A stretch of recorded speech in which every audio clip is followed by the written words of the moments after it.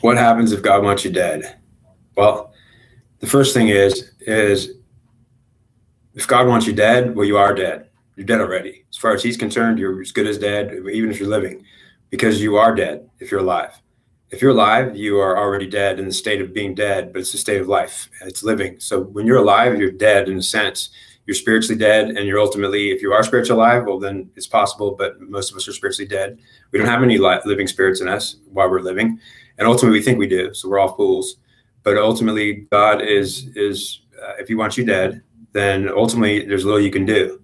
You could try to supplicate to him and pray to him and ask him for help, and ask him how you can get out of your death. And ultimately, he'll tell you can't, because ultimately, if you're going to die, well, he already knows you're going to die again. You'll be back again too. So he can tell you that. Well, don't worry, you'll be back here again after you die, and I'll still see you and know you, but you won't know me or see me.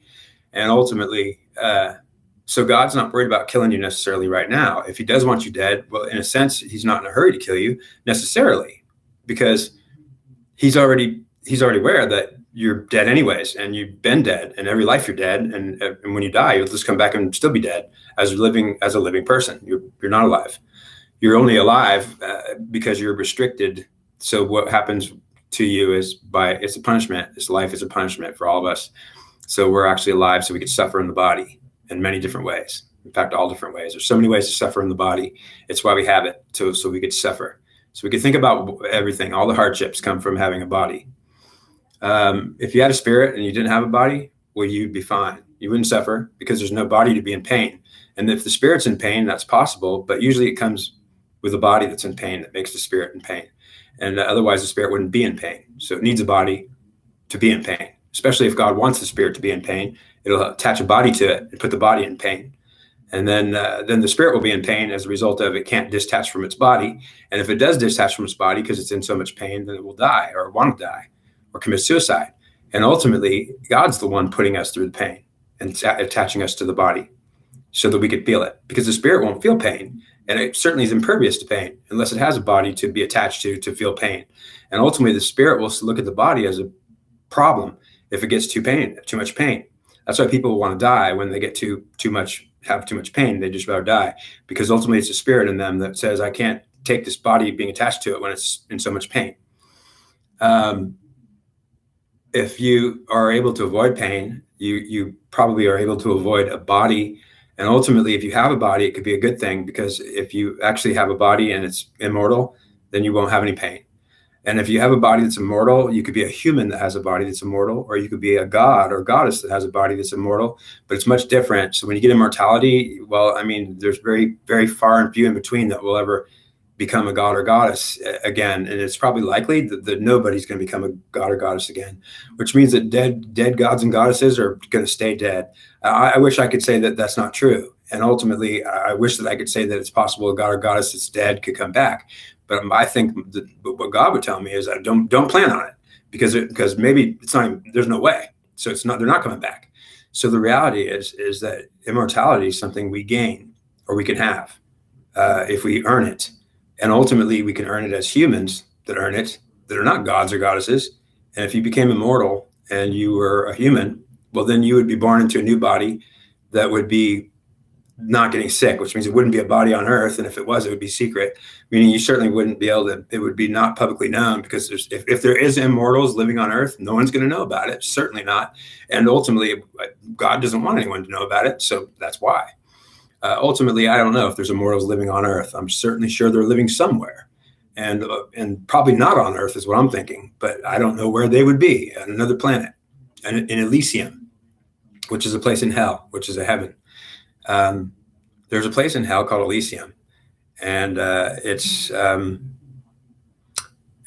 place that is the heaven of hell, which means that if you go to Elysium, it's a place in hell. Like if you go to hell, it's not so bad. So understand that I'm just sharing information that maybe Augustine would have shared, but ultimately, because he was a saint working for the churches, Augustine, I could supplement his intelligence, which means that not only do I know what Augustine knows and everything he knows, because I read his book. I mean, I already knew that stuff. So basically what Augustine knows, I already knew. I thought I knew it.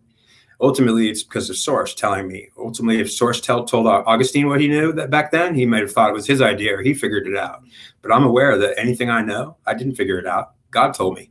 If God tells me something, well, then I didn't figure it out. I certainly didn't come up with it. He came up with it and told me about it. So it's not mine, it's his. So I don't really attach anything I know to myself. I attach it to God and say that he tells me everything I know. Anything I know is not what I know, it's what God knows. And so if God tells me something, I say, oh, I know it's from him, not from me. I didn't figure it out. I'm not a genius. In fact, I'm not even that great, that smart.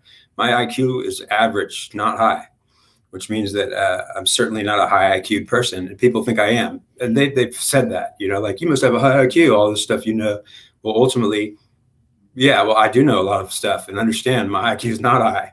It's because I'm told. And I do appreciate it being told because it makes me feel better. Certainly in a loss, I could win having God with me telling me stuff. Without God, I would be dead long ago. And I would have given up long ago because if I didn't have God talking to me, this world is done long time ago. And so the fact that God does talk to me and I could hear him, I could hear him when he talks to me. So he talks to me and I could authenticate what he's saying. Well, it's authenticated. So understand, if you can't authenticate what God's saying to you, you can't be sure what he's saying to you. That's what I'm telling you. That's maybe what Augustine would have told you, but he would not have told you that because he would not even have left it open to the idea that you're going to be able to have any communication with God, because a saint would take it on himself to be the one to do it. And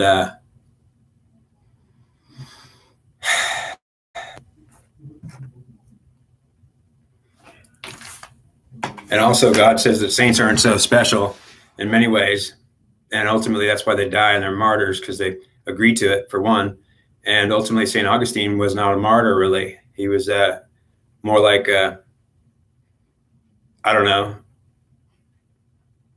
He was not really a martyr that died. He was more like a venerated, or he was somebody that was important and lived an important life. So he was honored and loved, and they saved his works, and they still got his books.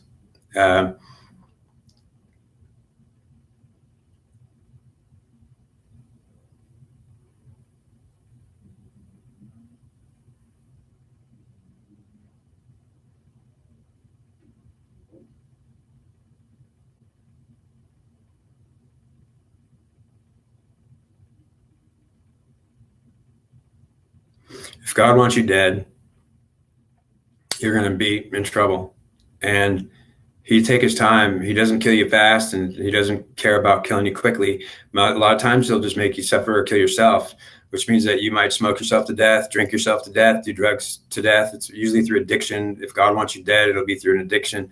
And understand, it doesn't mean that if you're addicted to something that God wants you dead. It's certainly, you should know that if you are addicted and have addiction problems, that it may be that God wants you dead or someone wants you dead, and they want you to destroy yourself. And so understand that if you're going to be addicted to drugs, alcohol, cigarettes, any kind of substances, understand that if they're killing you, it may be the way God kills you, nice and slowly, and without even having a problem really with it, because you suffer so much when you're not able to stop your addiction. You spend a lot of your time in the addictive state of worry and not strong, which means that he's already got you where he wants you, down and weak and worried. And then basically you're still not able to stop your addictive behaviors. And but yeah, you could look at that as God just wants you dead, or else he wants you to suffer, and he wants you to think about something until your addiction goes away. Well, then maybe you're not going to survive it, obviously. And ultimately you're not going to survive life anyways. So understand that none of us are going to live to survive it. So we're all our death date is planned. It's a guarantee. And ultimately, if I'm wrong, well, I'd love to be wrong. I'd love to find out I'm wrong about that. But I know I'm probably right about that.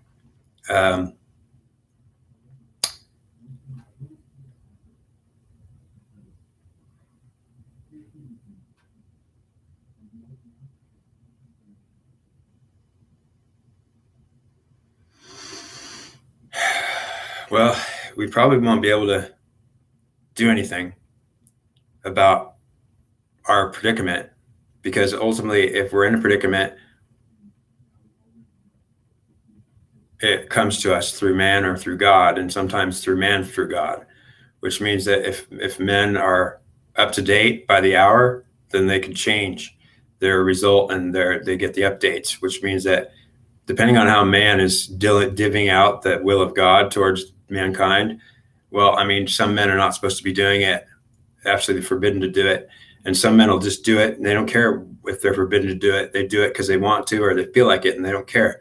And ultimately other men will be trying to do the work of God and being a saint and trying to do it because for God. And ultimately men will try to be bringing some wrath of God down on other men in the name of God or gods, or even worse, goddesses. And I say even worse because unfortunately goddesses have become worse, and it's just too bad that I wasn't able to absolutely put them in a good place where they're honored. They're not honored. And ultimately it wasn't my idea. And I didn't say I didn't honor them. I said they're not being honored and they're not honored, period. And so women are not truly going to ever be divine. They're not. And ultimately it's a man's world, not a woman's world. And it's not a woman's world. Women should know that. That's what God said. And I'm just saying, it's not my opinion. Ultimately, that's kind of strange that I'm not afraid to give God's opinion. And ultimately, if I'm ignorant enough to think that I can just give God's opinion, forget about my own, well, it's truly what I do. I don't need an opinion if I got his. And ultimately, who he is, understand nobody knows God and sees God. And ultimately, if they do, then you know who he is. And if you have a faith-based relationship with God, you do not know who he is. You have faith that you know who he is. So understand, if you have a faith-based relationship with God, you have faith that you know who God is. And maybe you're right.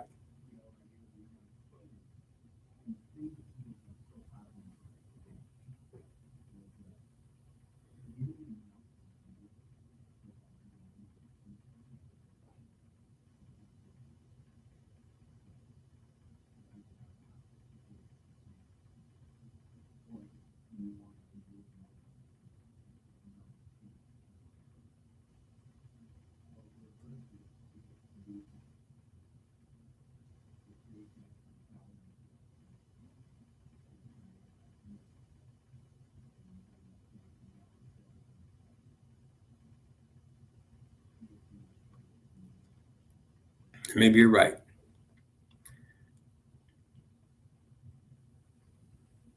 I don't want to have a faith-based relationship with God because I want to know who he is. And I want to know what he's about. And I also don't tell God that he can't show himself to me because I might not like him. But that's his decision whether he wants to show himself to me or not. And I might like him or not. But ultimately, most humans don't think that they might like God or not, or approve him or not. If they knew who he was, they might not like him. And the reality is God is God, no matter who you think you are. And you don't know who you are. So I'm going to tell you that. You don't know who you are. No matter who you think you are, you don't know who you are. I don't know who I am. And if I do know who I am, because God told me, well, I only know because I was told. But I didn't know because I figured it out or understood it somehow through my intelligence or some method of scientific know-how.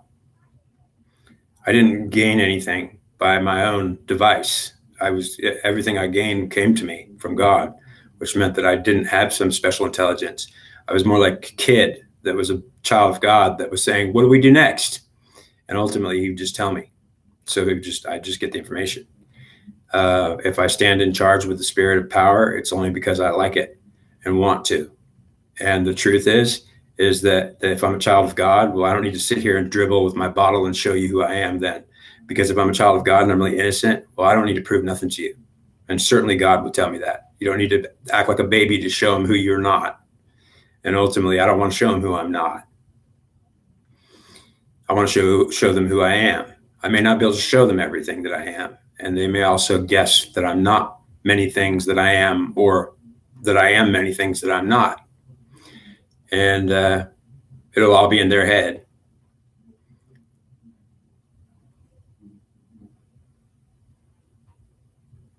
If we're being punished eternally for something we did wrong, that God's just pissed off at us long ago, and he's just punishing us. So it doesn't mean that you're going to be able to fix anything. Because understand, you'll come back next lifetime and he'll punish you then too, because you're expected to be punished forever, which means that you're going to come back and you'll be here again and again. and ultimately you'll be punished forever. And ultimately, that's a pretty bad nightmare to think about, that if God really wants you dead, well, you already are dead, so there's no hurry. He's not necessarily needing to kill you, because understand that you are dead. And ultimately, you'll be alive again and dead again. And ultimately, every life is your death, because you're not allowed to be immortal. And you're not allowed to have a body that lasts, where you don't forget and get erased. And then you don't get to have little short lifetimes of less than 100 years over and over again forever as a punishment. And you won't ever learn your lesson, because you certainly think that you don't need to learn. If you only live once, and you'll be told that, you'll think that you only live once at a time. That's the truth. You only live one time at a time, but you'll live many times over and over, and you won't look at the past lifetimes because you don't even think you had any. And ultimately, because you don't think you had any, you won't be able to learn your lessons. And so if it doesn't matter, because if God said that, what does it matter if you learned your lessons? I'm punishing you forever. So I don't even want you to remember your past lives, because you can't fix it. Well, that's pretty bad if that was the truth. And I'd like to think it's not the truth, because if literally God was saying that it doesn't matter if you know about you living reincarnation and living over and over again, you can't learn from your past. You won't. And if I said you won't, maybe I don't want you. Maybe I'm going to punish you and you're not going to get a chance to fix it, which means that ultimately, if God didn't tell us about our past lives and said we only live once, one time at a time, it was just to spare us the idea that we think we could fix anything, because we can't fix anything that we're not allowed to fix. It's like you being in prison and saying you want to learn your lessons so you can get free, but you got an 80-year sentence and you're saying, well, I know, but I want to get out tomorrow, so I'd be a good boy. Well, ultimately, you can't get out tomorrow by being a good boy. You got to serve your 80 years. Maybe it's 80,000 years or 80 million years or forever. And so ultimately, if you're being sentenced forever, well, then you won't be able to be a good boy and get out of it. And it won't matter what you do and what's fair and what's not fair. If you're being punished forever, then you're not getting out of it. I like to think that's not even possibly the truth, what I just said, because not only would I be pretty much feeling destroyed from it, that just means I can't fix nothing ever. That there's nothing to supplicate. There's nothing to say to God. Well, yeah, how can I fix it? My life and death. Well, you can't. Well, great. So then what can I do? There's nothing you can do. You can die when your time comes. You could live until you're dead, for however long that is. And that's my choice and all I got? Right. Well, I don't know if I like you very much, God. Well, I don't know that I mind about that. You don't even know who I am. How could you decide to like me or not? Wow. So what are you telling me, God? That I can't fix my problem? There's no way to fix it? In many men, there won't be any way to fix it. And if there's a way to fix it in you, mister, you better not miss her. And if you don't miss her, well, then she'll miss you, or she won't miss you. So you better get it right, mister. Whatever that meant, I'm not sure. But I don't think it was very funny. And I think that I won't say that there's no hope for us. But if there is no hope for us, then understand there's nothing to try to fix. Certainly, there's no need to have a religion or talk to God if He's already punishing you forever. There's no reason to have a relationship with God if He's just going to punish you forever, because He's already telling you that, like, yeah, dude, you're not going to be able to fix it. You're punished when you die in this lifetime, after you suffer in the body and all your little ailments and sicknesses and diseases and everything. Well, if you're lucky enough to stay healthy till you die, well, you will shrivel up like a little mushroom boy. And so you understand, you're going to die. You're going to die slowly, and it's going to be somehow, and it might be bad or worse or really bad if it happens sooner than later, but either way, it's going to happen. Well, great. So what kind of God are you? I'm the God that's God over you. Okay, great. You're over me? I'm way over you, boy. Okay, great. So then how do I fix it? Well, you don't fix it. It ain't going to get fixed. Well, that's pretty messed up. And I'm not concerned about how you feel about it, boy. You're the one being punished, not me. So there's nothing I could do. Well, there certainly is nothing you could do. And if you like to tell yourself there is something you could do, well, why don't you go ahead and try to do it and see what you can do? So you're not fair, God. Do I have to be fair? And do I have to ask you what fairness is? And do you know how to tell me what fairness is? Or look at me and say that you don't even know who I am, but you tell me I'm not fair. How is it not fair that you're not being punished forever? How is it not fair that you deserve your punishment forever? It's very fair to me. Well, that's messed up. Well, that's messed up is right, but that's messed up and it thinks it's right too. And it really pisses me off. Wow.